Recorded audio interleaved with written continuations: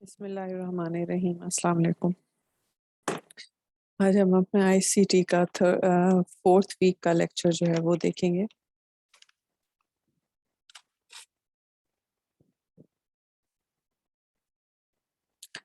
जी, इसमें जो हम टॉपिक आज पढ़ने लगे हैं वो है parts of computer. Computer system है 4 पार्ट्स। उसमें जो फर्स्ट वन हमें मेंशन किया गया है वो हार्डवेयर्स है। उसके बाद हमारे पास सॉफ्टवेयर्स में हम इसको कह सकते हैं कि फर्स्ट हार्डवेयर है, सेकंड जो है वो सॉफ्टवेयर, फिर हमारे पास डेटा आ जाता है और फिर हमारे पास यूज़र आ जाता है।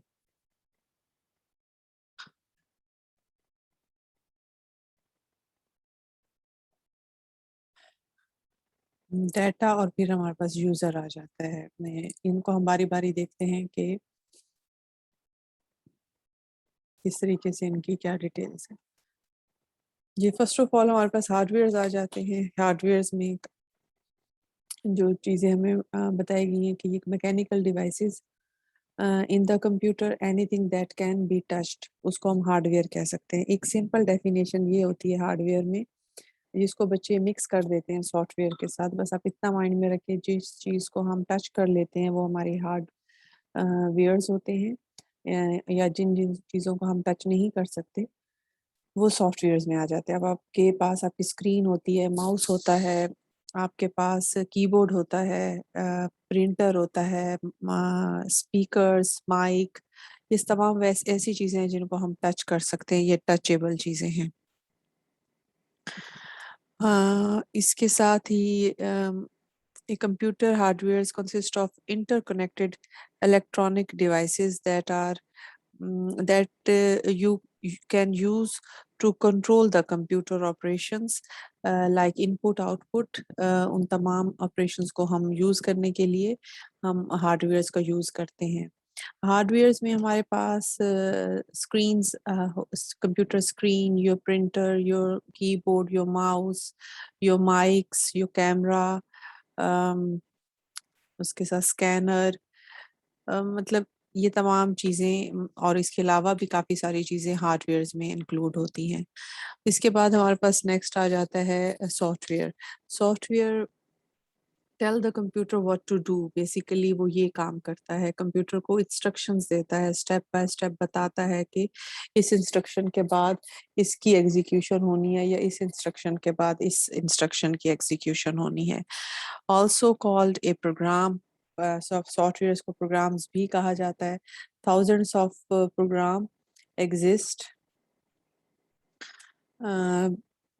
कंप्यूटर बेसिकली जो हार्डवेयर हैं उनको जो इंस्ट्रक्शंस दी जाती हैं वो उस तरीके से उनसे को यूज़ करते हैं, और ये इंस्ट्रक्शंस उनको अकॉर्डिंग टू द नीड दी जाती हैं। लाइक इसका कहने का मतलब ये है कि अगर आपको किसी किस्म का कोई आप सॉफ्टवेयर बनाते हैं किसी स्पेसिफिक पर्पस के लिए, तो उसको उस तरह की इंस्ट्रक्शंस उसमें दी जाएंगी और उस तरह के इंस्ट्रक्शंस जो हैं को वो फुलफिल करके एक पर्टिकुलर एक स्पेसिफिक टास्क जो है वो सिस्टम जो है वो परफॉर्म करता है।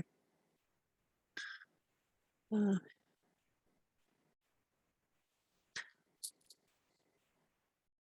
काफ़ी सारे सॉफ्टवेयर्स अवेलेबल होते हैं कि उनको जो यूज़र है वो अपनी रिक्वायरमेंट के अकॉर्डिंग जो है वो यूज़ कर सके। ठीक है, जैसे कि डेटाबेस है, किसी स्पेसिफिक टाइप का डेटाबेस है, उसके हिसाब से वो बनाया जाएगा। अम, कोई ऐसा सॉफ्टवेयर रिक्वायर है जिसमें डॉक्यूमेंटेशन को मेंटेन करना और उसको सारा कुछ उसकी मेंटेनेंस एंड सॉर्टिंग रिक्वायर है, तो उसको उस तरीके से किया जाएगा।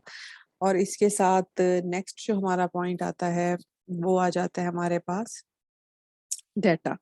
डेटा क्या है जी? Data pieces of information, computer organize and present data.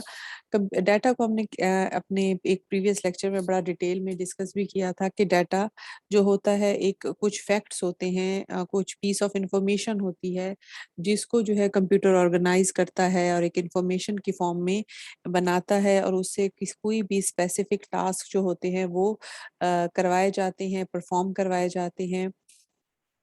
To process, और कंप्यूटर का ये प्राइमरी जॉब है कि वो जो है स्पेसिफिक किस्म की जो अम, अम, अ, मतलब स्पेसिफिक किस्म के कुछ इस किस्म के ऑपरेशंस परफॉर्म करे with the help of that softwares. Okay, उस डाटा को वो प्रॉपर ऑर्गेनाइज करे, उस पर डाटा पे प्रोसेसिंग करे और हमें एवेल्युएशन जिस तरह से जिस कैटेगरी की चाहिए वो हमें वो कर कर दिखाए। इसके साथ जो फोर्थ पॉइंट हमने डिस्कस किया था वो यूजर्स था। यूजर जो होते हैं ये वो लोग होते हैं जो इसको यूज करते हैं। आप कंप्यूटर ऑपरेटर्स कह सकते हैं, कंप्यूटर यूजर्स कह सकते हैं, जो किसी स्पेसिफिक पर्पस के लिए जो कंप्यूटर्स को है वो यूज कर रहे हैं, और ये काफी इम्पोर्टेंट रोल प्ले करते हैं। और इसके साथ ये कंप्यूटर्स को बताते हैं कि आपने क्या इंस्ट्रक्शंस कैसे देनी है, और जो भी सॉफ्टवेयर है उसको चलाने के लिए जो है वो यूजर्स जो है वो मेन रोल प्ले करते हैं। ऑब्वियसली इस तमाम जो सिस्टम बनाया जाता है वो एक स्पेसिफिक रिक्वायरमेंट के अकॉर्डिंग बनाया जाता है। लाइक अगर मैं डेटाबेस की यहाँ एग्जांपल पुट करूँ तो कोई डेटाबेस बनाई गई है तो कोई डेटाबेस जो है मैनेजर उसको मैनेज करेगा, उस डाटा को कि किस तरीके से उसको यूज करना है, ऑपरेट करना है। यानी कि अब आप देखें एक लिंक बन गया, कोई हार्डवेयर तो है जिसमें वो स्टोर किया गया, आपको उसमें एप्लीकेशन यानी कि कोई सॉफ्टवेयर डेटाबेस से रिलेटेड डाला गया और उसको कुछ पीस ऑफ इंफॉर्मेशन दी गई, और उस पीस ऑफ इंफॉर्मेशन में उसने कोई यूजर है, कोई डेटाबेस मैनेजर है जो उसको ऑपरेट कर रहा है। ठीक है, तो ये इस तरीके से आप इस हायरार्की को माइंड में रख सकते हैं। नेक्स्ट हमारे पास आ जाता है इंफॉर्मेशन प्रोसेसिंग साइकिल। इसमें आप देखें तो step followed to process data. क्या स्टेप्स हैं उनमें? First of all input, processing, output and storage. ये मेन वो स्टेप्स हैं जो कोई भी सिस्टम जो है वो प्रोवाइड करता है फॉर द प्रोसेसिंग और एवेलुएटिंग द डाटा। कोई भी इनपुट आती है, अब हम इस पिक्चर को जो है वो गौर से देखते हैं कि कोई भी ये फॉर एग्जांपल ये एक एंड यूजर है, यहाँ से इनपुट जाती है और वो इनपुट इस सिस्टम के थ्रू जो है वो अंदर जाती है। अब ये सिस्टम जरूरी नहीं कोई डेस्कटॉप सिस्टम ही हो, ये कोई टैबलेट हो सकती है, कोई भी इंटरफेस हो सकता है जिसके थ्रू इंफॉर्मेशन सिस्टम में जा रही है। ठीक है, तो आप इसको इस तरीके से लें, इनपुट दी लाइक इसने, और उस पे कोई भी स्पेसिफिक जो है वो प्रोसेस दिखाया गया। फॉर एग्जांपल ये कोई डेटाबेस मैनेजर हैं और ये अपनी जो है डाटा को एंटर कर रहे हैं, और या फिर कोई डाटा एवेलुएट या एक्सेस करने की कोशिश कर रहे हैं। मतलब इनको कोई किसी भी ऑर्गेनाइजेशन में किसी ऐसे एम्प्लॉय का डाटा चाहिए जिसकी जॉब का टाइम पीरियड 3 साल हो, और और वो मेल हो। मैं एग्जांपल के तौर पे आपको ये बता रही हूँ, मतलब इन्होंने इस तरह के कोई इनपुट अपने सिस्टम को दी, इस डेटाबेस में ये चीजें सारी सेव थी लेकिन डिफरेंट टेबल्स में थी। जब इन्होंने प्रॉपर इनपुट दी उस पे उन्होंने वो टेबल से प्रोसेस किया और फिर इनको आउटपुट जो है वो की स्क्रीन पे, यानी कि ये आपके सामने थर्ड स्टेप जो है ये आउटपुट बन रहा है, यहाँ पर दिखा दिया गया। अब वो जब चीज दिखा दी गई तो अब उसकी स्टोरेज भी इम्पोर्टेंट है, उसको स्टोर भी करना है। तो स्टोर करने के लिए स्टोरेज जो है वो एक फोर्थ और मेन पार्ट होता है हमारे सिस्टम को। ऑब्वियसली अगर हम डाटा को स्टोर नहीं रखेंगे तो हम फिर कैसे मतलब उसको इन फ्यूचर यूज कर सकते हैं। अब इन्होंने जो भी रिपोर्ट जो भी चीज यहाँ पर क्रिएट कर ली थी वो इनके इनके सिस्टम में सेव है। अब इन फ्यूचर वो क्या करेंगे, इसको निकालेंगे और उसको यूज करेंगे। और मतलब ये स्टोरेज जो है ये किसी उस पे भी हो सकती है, ये हार्डवेयर पे हो सकती है, डिस्क पे हो सकती है, फ्लॉपी डिस्क पे हो सकती थी पहले, अब नहीं होती फ्लॉपी डिस्क। कोई हार्ड ड्राइव हो सकती है, कोई सीडी रो डीवीडी हो सकती है, कुछ भी ऐसा मीडियम जिसपे वो स्टोर करके उसको रख दिया गया हो। ठीक है, नेक्स्ट हम देखते हैं, इन्हीं को स्टेप बाय स्टेप कर लेते हैं। इनिशियल कंप्यूटर हार्डवेयर्स क्या क्या है? Computer use the same basic hardwares. Hardware categorise in four types में कंप्यूटर हार्डवेयर्स को यहाँ पर जो है वो बताया गया है। ठीक है, उनको देख लेते हैं। मेन जो है वो हार्डवेयर्स फोर हमें कौन से बता रहे हैं। इस पिक्चर में अगर हम गौर करें तो इसमें आप देखें थोड़ा सा ये इतना क्लियर नहीं है, बट हम थोड़ा सा गौर करें तो हम देख रहे हैं कि यहाँ पर इनपुट है, यहाँ पर इनपुट आउटपुट के तौर पे ये यूज हो रहा है, फिर कोई मेमोरी भी यूज हो रही है, स्क्रीन एज आउटपुट यूज हो रहा है, यहाँ पर स्पीकर्स भी एज आउटपुट यूज हो रहे हैं, ठीक है। इसी तरीके से प्रिंटर भी एज आउटपुट यूज हो रहा है, और यहाँ पर एक एरो जा रही है जो स्टोरेज को बता रहा है, मतलब यहाँ पर कोई स्टोरेज भी है। स्टोरेज मीन स्टोरेज और मेमोरी को आप इस तरीके से डिफरेंट रखेंगे। जो स्टोरेज होती है वो हमारी हार्ड डिस्क वगैरह ये चीजें आ जाती हैं, और मेमोरी ये रैम को कहा जाता है, ठीक है। जो रैम होता है वो मेमोरी की कैटेगरी में आता है, तो इसलिए मेमोरी और स्टोरेज को अलग इधर दिखाया गया है। स्टोरेज वो चीज होती है जब बंद भी हो जाता है आपका सिस्टम तब भी डाटा उसमें स्टोर रहता है, बट मेमोरी में वो स्टोर नहीं रहता जब उसमें से इलेक्ट्रिसिटी को क्लोज किया जाता है, ठीक है। This is the main difference between memory and the storage. Next essential computer hardware में हमारे पास जो रोल है वो प्रोसेसिंग का है। प्रोसेसिंग डिवाइस जिसको ब्रेन ऑफ कंप्यूटर कहा जाता है, ये मेन रोल प्ले करता है कि ये कंप्यूटर की स्पीड को बताता है, और कंप्यूटर की जो हैवी किस्म की प्रोसेसिंग देते हैं हम उसको डाटा देते हैं, उसकी एवेलुएशन को कितना एक्यूरेट और कम टाइम पे ये रिजल्ट्स दिखा सकता है, ये उस चीज को जो है हमारे प्रोसेसिंग डिवाइस जो है ये बताती है, ये मेक श्योर करती है, ठीक है। तो ये प्रोसेस जो होते हैं ये सिलिकॉन या कॉपर पे बनाए जाते हैं, और इसको सेंट्रल प्रोसेसिंग यूनिट कहा जाता है। जो हमारे सीपीयूज होते हैं उसको, या प्रोसेसिंग डिवाइस जो कही गई है।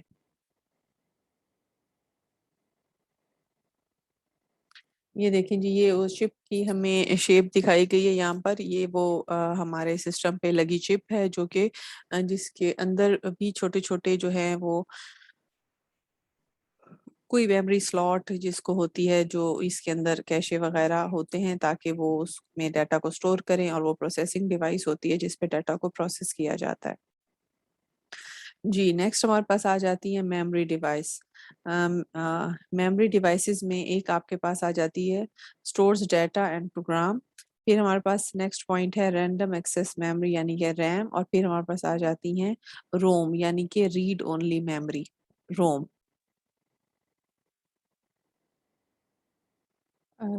मेमोरी का जो मेन पर्पस होता है वो किसी डाटा को स्टोर करता है या प्रोग्राम को रन करता है। रन करने के लिए वो उसको स्टोर करता है। इसमें इसकी दो टाइप्स आ जाती हैं, एक आता है रैंडम एक्सेस मेमोरी और एक आता है रीड ओनली मेमोरी यानी कि रैम और रोम। ये आपने ध्यान से देखना है कि इनमें क्या डिफरेंस है। जो रैम होती है ये वॉलेटाइल मेमोरी होती है। जब इलेक्ट्रिसिटी चली जाती है तो इसमें से डाटा जो होता है वो भी मतलब वो भी चला जाता है। और जब इसमें और और ये एक्चुअली जो डाटा होता है ये कुछ इस तरीके से पैटर्न बनाता है कि अ, हमारी जो हार्ड डिस्क होती है जिसमें हमारा डाटा जो होता है वो स्टोर होता है, राइट। और इसमें परमानेंटली स्टोर होता है। और जैसे ही हम किसी प्रोग्राम को रन करते हैं तो उसमें से डाटा जो है वो एक उठाकर हार्ड ड्राइव से इस रैम में रख दिया जाता है, राइट। और फिर अगर सीपीयू, लाइक ये सीपीयू है और इसको कोई डाटा चाहिए प्रोसेसिंग के लिए, तो ये डायरेक्ट रैम से लेगा, क्योंकि हार्ड डिस्क में काफ़ी जो है स्पेस होती है, काफ़ी सारे प्रोग्राम्स होते हैं, तो उसमें से फाइंड करना और उसमें से जाकर वो उस डाटा को लेना जो है उसमें टाइम लग सकता है। तो इसलिए वो स्पेसिफिक प्रोग्राम जो हम करंटली रन कर रहे होते हैं हम उसको उठाकर अपनी रैम में रख लेते हैं, और वो रैम जो है वो फिर सीपीयू से कम्युनिकेट करती है, और उसको जो डाटा चाहिए होता है वो यहाँ से डायरेक्ट ले रहा होता है, वापस रख रहा होता है। और जैसे ही हम उस प्रोग्राम को क्लोज करते हैं फिर वो डाटा वहां से उठाकर वापस हार्ड डिस्क में रख दिया जाता है, राइट।